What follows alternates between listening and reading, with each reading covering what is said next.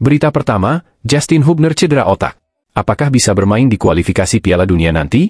Berita kedua, Egy jadi top skor di Liga 1. Bisakah jadi andalan di timnas Indonesia?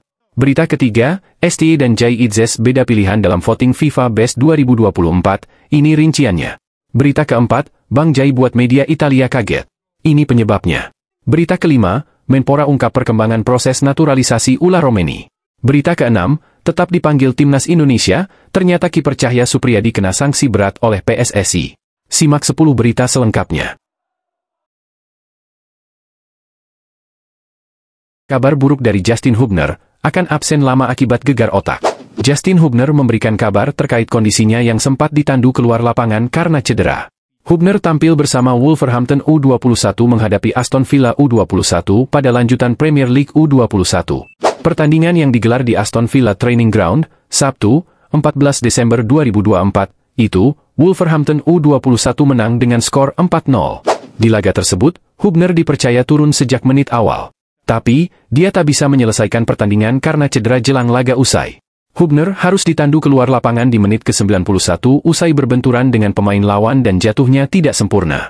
Walau sempat mendapatkan penanganan tim medis di lapangan, kondisi Hubner cukup serius dan akhirnya dibawa keluar lapangan. Hubner memberikan kabar terbaru terkait kondisinya. Dia menyebut harus istirahat cukup lama karena gegar otak. Untuk semua yang bertanya kapan saya kembali, saya mungkin akan absen selama 4 minggu, tulis Hubner di Instagram story eksklusifnya, Kamis, 19 Desember 2024. Saya mengalami gegar otak dan perlu banyak istirahat. Saya akan kembali, katanya. Walau istirahat sampai 1 bulan, Hubner masih tetap bisa bermain saat timnas Indonesia melanjutkan perjuangannya di putaran ketiga kualifikasi Piala Dunia 2026 pada Maret 2025. Di bulan itu, timnas Indonesia akan menghadapi Australia dan Bahrain. Ayo para supporter timnas, mari kita doakan agar Justin Hubner segera pulih. Sangat rendah hati, inilah respons berkelas Egy Maulana Fikri usai jadi pencetak gol terbanyak Liga 1. Penyerang Dewa United Egy Maulana Fikri menjadi pemuncak klasemen sementara pencetak gol terbanyak Liga 1 Indonesia musim ini. Mantan pemain klub Polandia Lechia Gdańsk ini mencatatkan 9 gol dari 14 pertandingan yang sudah dilalui. Egy mencetak gol ketika menghadapi Persib Bandung, Madura United, Semen Padang, Bali United, PSS Sleman, Malut United dan terbaru ke gawang Persita Tangerang.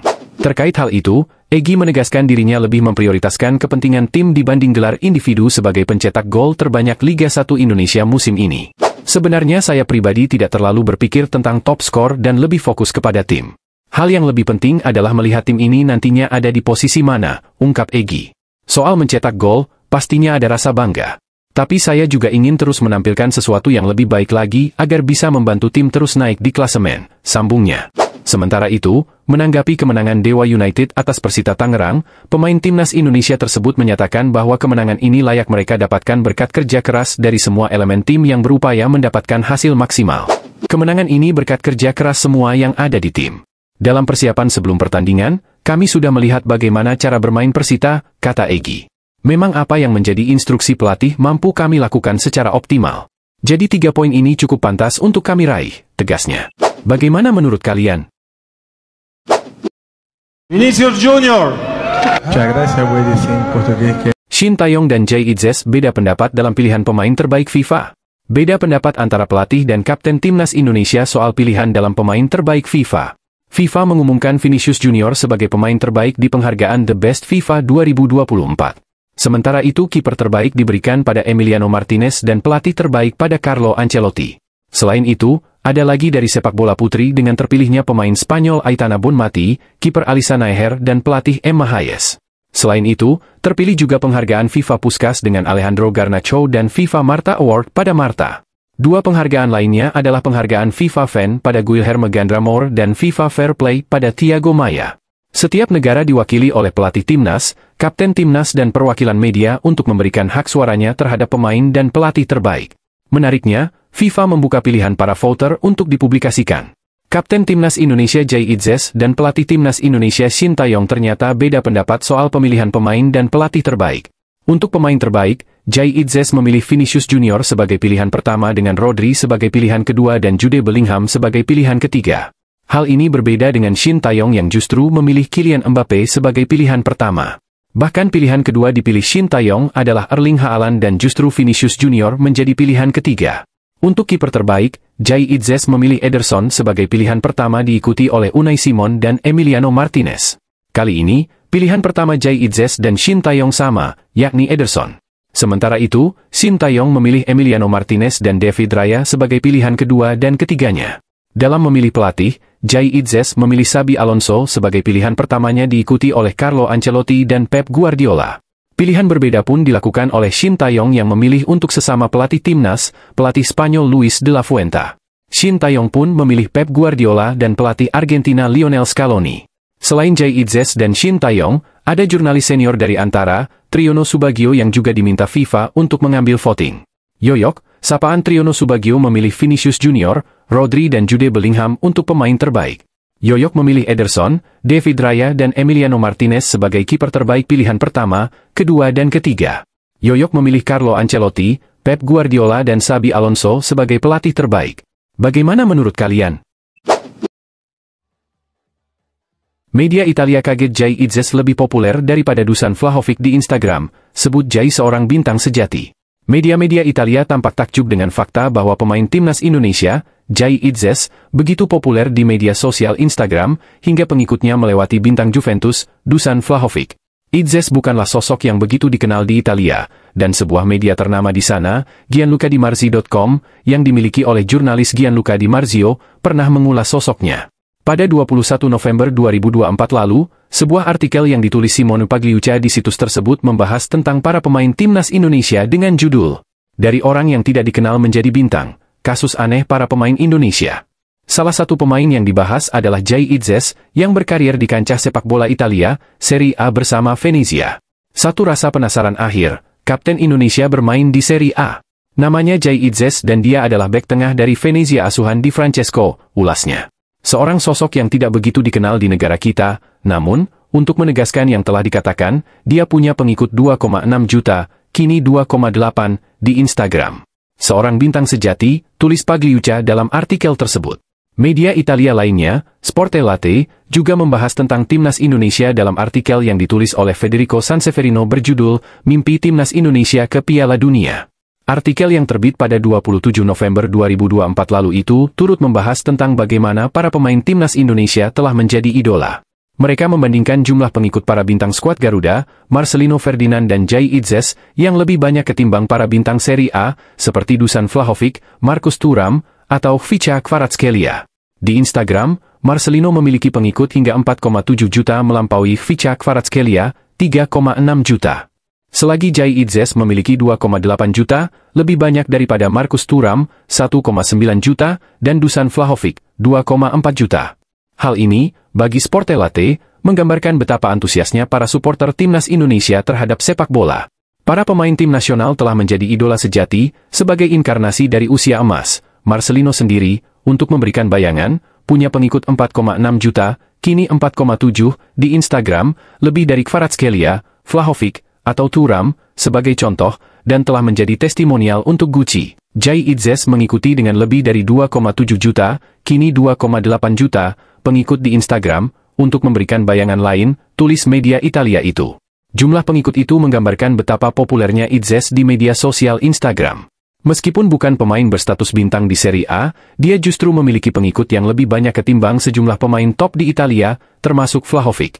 Bagaimana menurut kalian? Naturalisasi Ula Romeni tunggu arahan Presiden Prabowo. Menpora Dito Aryo Tejo mengatakan proses naturalisasi Ula Romeni masih menunggu arahan dari Presiden RI Prabowo Subianto. Striker 24 tahun itu ditargetkan sudah bisa membela timnas Indonesia pada bulan Maret 2025. Ula diketahui menjadi calon naturalisasi baru dari PSSI untuk memperkuat timnas Indonesia, terutama di lini serangan. Sebelumnya, lini serang Garuda terlihat kurang garang dan kerap menjadi PR timnas Indonesia. Hal itu pun pernah dikeluhkan Shin Tae-yong, tampak dari penyelesaian akhir yang kurang memuaskan. Makanya, PSSI agar terus mendorong proses Ula agar dapat segera diselesaikan. Ya, saya formalnya belum dapatkan dari PSSI dan Bapak Erick Thohir. Kemarin Bapak Erick menyampaikan Ula akan diproses dan kemarin sudah bicara ke saya, kata Menpora Dito saat ditemui di Media Center Kemenpora, Rabu, 20 November 2024. Dan kita akan konsultasi, Menunggu arahan Bapak Presiden juga, walaupun di proses Pak Erik menyampaikan untuk Maret, harapan bisa bertanding, ujarnya. Sehubungan dengan calon pemain naturalisasi lainnya, politikus Golkar itu tetap membuka peluang bagi siapapun demi kebaikan prestasi timnas. Oh, kita menunggu hasil riset dan hasil komunikasi PSSI, yang penting bisa memberikan hasil yang lebih baik, ujar Dito, saat ditanya apakah ada calon naturalisasi baru, selain Ula. Sebelumnya, Ula Romeni sudah datang ke Indonesia. Selain menyaksikan laga Indonesia versus Jepang secara langsung pada 15 November 2024. Penyerang FC Utrecht itu juga disebut telah menjalani pemeriksaan medis di Rumah Sakit Mitra Keluarga Cibubur. Bagaimana menurut kalian? Disanksi 4 laga oleh Komdis PSSI dengan vonis main kasar dan kartu merah, posisi Cahya Supriyadi tetap aman di Timnas Indonesia. Kok bisa? Timnas Indonesia memboyong 3 kiper di Piala AFF 2024. Salah satunya yakni Cahya Supriyadi, penjaga gawang FC Bekasi City di Liga 2. Selain Cahya, 2 kiper lainnya yaitu Dava Fasya dan Erlangga Setio. Dari 3 penjaga gawang itu, Cahya yang paling banyak bermain di musim ini. Cahya tampil 9 kali di Liga 2 musim ini dengan kebobolan 5 kali dan mengoleksi 5 clean sheet. Disusul Erlangga Setio 3 kali bertanding bersama PSPS Pekanbaru di Liga 2 dengan 2 kali kemasukan dan 2 kali nirbobol. Sedangkan Dava Fasya dengan Borneo FC belum pernah sekalipun berlaga di BRI Liga 1 musim 2024-2025 ini. Cahya pun menjadi kiper utama Timnas Indonesia di Piala AFF 2024. Sanksi Komdis PSSI untuk Cahya Supriyadi. Namun, Cahya mendapatkan hukuman yang cukup berat dari Komisi Disiplin, Komdis, PSSI. Sanksi itu diumumkan lewat situs PSSI pada Selasa 26 November. Hukuman itu imbas kartu merah yang didapatkan Cahya pada menit ke-36 ketika membawa FC Bekasi City menang 4-3 atas PSPS Pekanbaru pada 15 November 2024 di Liga 2. Cahya disanksi 4 pertandingan larangan bermain dan denda 5 juta rupiah oleh Komdis PSSI. Ia disebutkan berperilaku kasar kepada pemain lawan dan diganjar kartu merah langsung. Melakukan pelanggaran serius bertindak kasar, menggunakan tubuhnya secara berlebihan yang membahayakan pemain lawan, serta mendapatkan kartu merah langsung, tulis Komdis PSSI. Tidak berpengaruh. Walau dihukum lumayan berat oleh Komdis PSSI, posisi Cahya tetap aman di Timnas Indonesia. Pelatih skuad Garuda, Shin Taeyong tetap mengandalkannya di Piala AFF 2024. Tidaklah, ujar Ketua Badan Tim Nasional, BTN, Sumarji saat ditanya apakah sanksi Komdis PSSI kepada Cahya bakal mempengaruhi penilaian Shin Taeyong. Bagaimana menurut kalian? Berdasarkan data dari Vote-Vocus, berikut adalah 6 pemain dengan performa terbaik yang dinilai sangat berdampak bagi kemenangan Indonesia pada laga perdana di ASEAN Cup 2024. 1. Asnawi Mangkualam, rating 8,5. Sebagai pencetak gol tunggal dalam laga ini, Asnawi Mangkualam dinobatkan sebagai man of the match. Golnya pada menit ke-76 tidak hanya mengamankan 3 poin untuk Indonesia tetapi juga menunjukkan kualitasnya sebagai pemimpin di lapangan. Performa heroiknya sebagai wingback menjadi kunci keberhasilan tim. 2. Pratama Arhan, rating 7,7.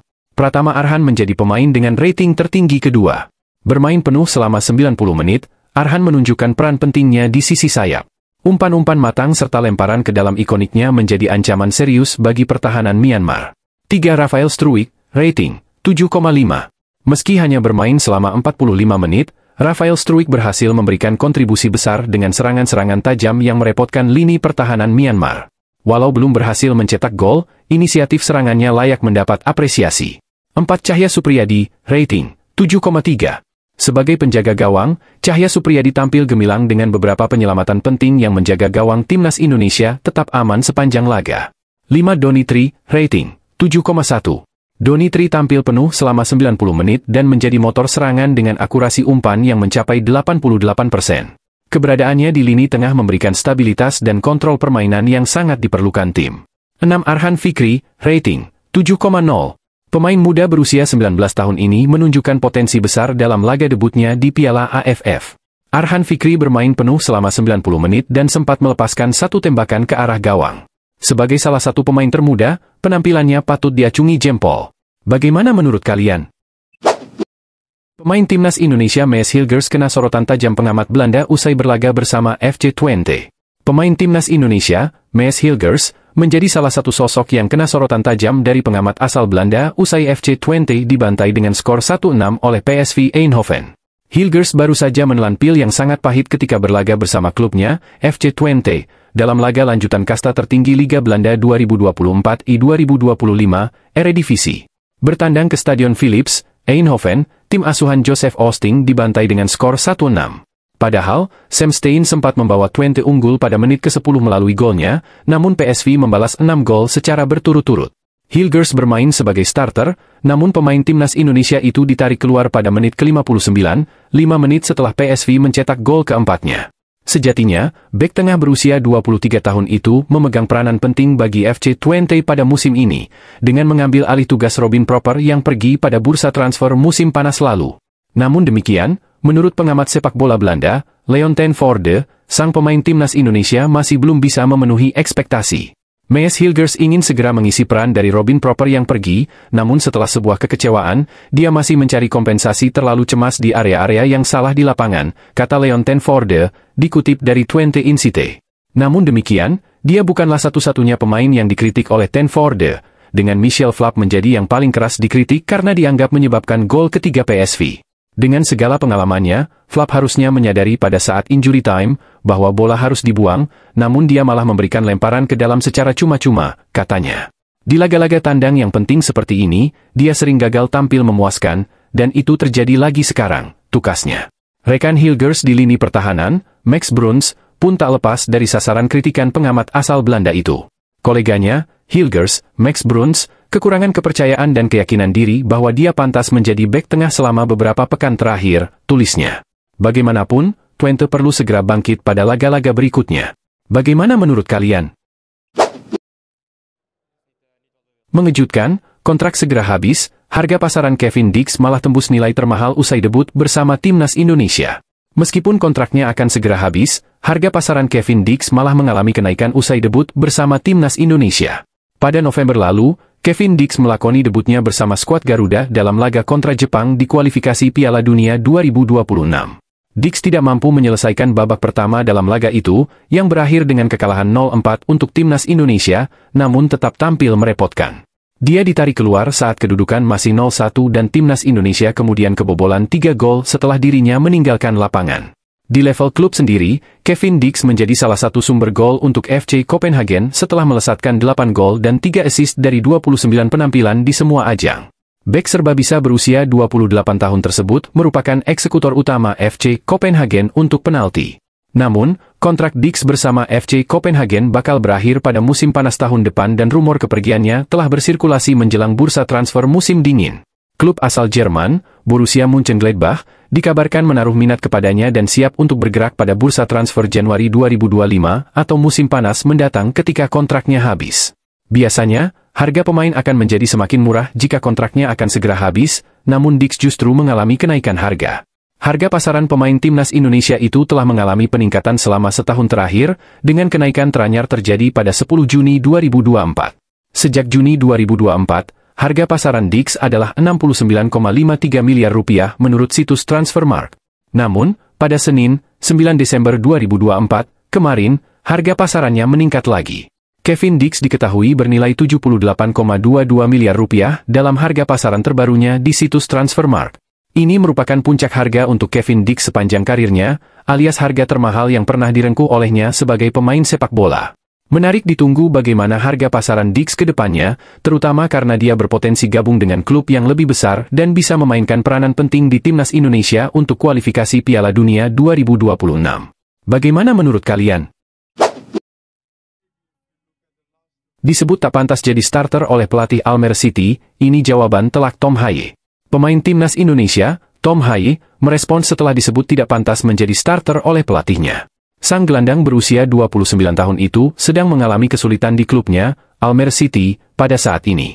Haye tak lagi diandalkan sebagai starter, dan itu kembali terbukti dalam pertandingan lanjutan kasta tertinggi Liga Belanda, Eredivisie, 2024 I-2025.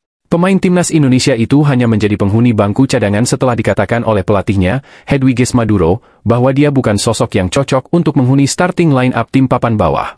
Menurutnya, Haye lebih cocok untuk tim yang menguasai permainan dan Almere jarang menguasai bola di sebagian besar pertandingan. Merespons pernyataan Maduro tersebut, mantan gelandang NAC Breda dan SC Heerenveen itu tidak sepakat. Saya tidak sepakat dengan penjelasan pelatih. Saya memainkan segalanya untuk NAC dan Heerenveen selama bertahun-tahun dan dalam kedua periode, saya merupakan salah satu pemain terbaik dalam hal merebut kembali bola, kata Haye, dilansir dari media Belanda, NUNL. Saya sejujurnya telah membuat transformasi selama beberapa tahun terakhir, jadi itu adalah hal yang mudah untuk menyalahkan kepada hal itu, tambah Haye. Kontrak Haye masih berlaku hingga akhir musim ini, yaitu pada Juni 2025, namun bursa transfer akan segera dibuka pada bulan Januari dan dia mengindikasikan kepergiannya. Segera saya kembali ke lapangan, saya melakukan yang saya bisa. Lebih daripada itu, kita harus menunggu dan melihat dalam beberapa pekan ke depan. Periode berikutnya akan menjawab, tandas Haye. Bagaimana menurut kalian? Pemain keturunan Pulau Haruku Maluku yang sudah dinaturalisasi timnas Indonesia, Shane Patinama, kembali mencuri perhatian di kancah sepak bola Belgia. Dalam laga kontra RFC Seraing, bek kiri khas Eupen ini tampil solid dan turut andil dalam kemenangan timnya dengan skor 2-1. Bertanding di Stade du Payrai, Seraing, Shane Patinama bermain selama 81 menit dan menunjukkan performa yang sangat memuaskan. Tak hanya kokoh di lini belakang, pemain berusia 26 tahun ini juga aktif membantu serangan tim. Statistik pertandingan mengungkap dominasi Shane Patinama di lapangan.